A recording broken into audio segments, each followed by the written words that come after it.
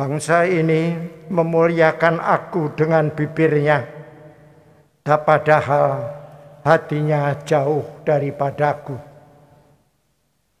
Saudara-saudari yang terkasih, sejak awal Tuhan menciptakan manusia sebagai pribadi yang rohani, tetapi mempunyai tubuh yang jasmani. Sebagai manusia, seharusnya yang rohani itu menjadi komandannya terhadap tubuhnya. Tetapi karena dosa, dorongan tubuh yang berupa nafsu, yang disebut nafsu, itu mau memisahkan diri, mau berjalan sendiri. Dan disinilah terjadi manusia melakukan apa yang dikehendaki, apa menjadi dorongan nafsunya, tetapi lupa bahwa dia seharusnya mendengarkan komandannya, yaitu pribadinya yang rohani. Nafsu selalu mau mencari apa yang menyenangkan, apa yang memberi kenikmatan, dan apa yang memberi kepuasan. Inilah sebenarnya yang menyebabkan lalu manusia seperti terpecah di dalam dirinya. Tubuhnya mau berjalan sendiri, tidak mengikuti apa yang diperintahkan oleh pribadinya yang rohani. Padahal sebenarnya di dalam manusia telah terukir apa yang harus dilakukan manusia sesuai dengan perintah Allah sendiri, yang juga itu terukir di dalam pribadinya. Namun justru karena dosa itulah lalu mereka terpisah. Saudara-saudari yang terkasih, persoalannya ialah apakah nubuat Nabi Yesaya yang tadi saya katakan, saya petik, juga yang dikatakan Yesus terhadap orang Yahudi. Bangsa ini memuliakan aku dengan bibirnya, padahal hatinya jauh daripadaku. Apakah teguran Tuhan Yesus kepada bangsa Yahudi itu berlaku bagi kita atau tidak? Ini yang harus kita sadari. Banyak contoh yang sebenarnya ini juga terjadi pada setiap orang. Karena memang manusia menjadi sangat lemah. Contohnya misalnya saja, bagi orang Katolik berdoa Bapa Kami itu, saya kira paling sedikit sekali itu satu hari itu pasti pernah. Bahkan mungkin biasanya lebih dari itu, doa Bapa Kami. Tetapi apakah waktu doa Bapa Kami dia juga kalau mempunyai rasa benci kepada orang lain, apalagi rasa dendam atau tidak mau memaafkan, itu juga waktu berdoa juga diingat.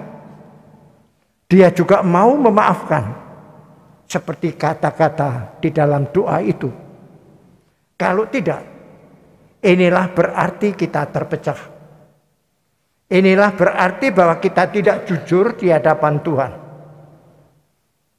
Saya kira hal ini semakin akan menjadi kuat kalau kita melupakan keadaan itu. Contoh lain misalnya saja, hidup ini harus diarahkan kepada hidup abadi. Tapi kenyataannya justru yang berlawanan, yang justru bertentangan dengan apa yang harus mengarah kepada yang kehidupan abadi, yaitu yang salah, yang dosa. Juga keadaan dewasa ini dalam masa pandemi seperti ini,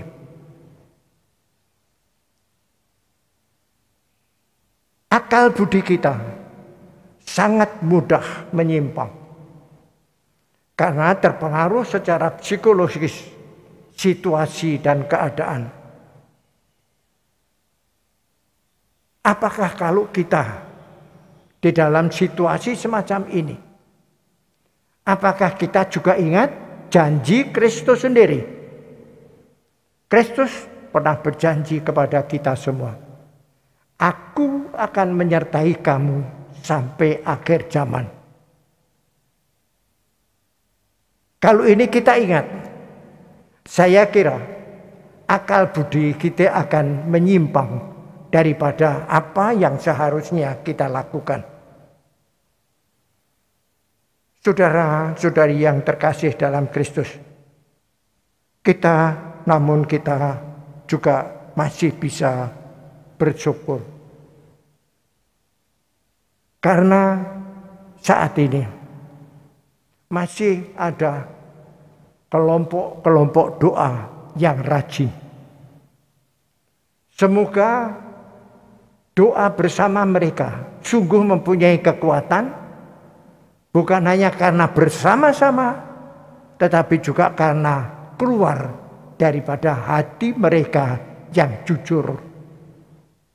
Kalau demikian, saya kira kelompok-kelompok doa ini juga akan menarik dan ikut mendorong umat kita juga ikut berdoa di dalam kebersamaan dengan mereka. Dengan cara itu, konflik di dalam diri kita sendiri itu akan bisa kita atasi. Namun sisi yang penting untuk kita kembali saya ingatkan, selama kita tidak ingat bahwa ada pertentangan di dalam diri kita, itu kita lupakan, kita semua akan sangat mudah melakukan apa yang sebenarnya seharusnya kita lakukan. Kita akan lupa akan perintah-perintah Tuhan yang menolong kita, yang membantu kita, menuntun kita untuk supaya kita menjadi manusia yang benar. Maka marilah kita bersama-sama di dalam kurban Ekaristi ini kita mohon kepada Tuhan agar kita selalu sadar bahwa di dalam diri kita ada pertentangan itu sendiri, dan kita mohon bantuan Roh Kudus agar supaya kita selalu ingat, sehingga Roh Kudus akan berkarya di dalam hati kita dan membantu kita untuk kita berbuat sebagaimana kehendak dan perintah Allah. Semoga ini dapat kita laksanakan di dalam kita bersama-sama sekarang ini mempersembahkan kurban Ekaristi pada hari ini. Amin.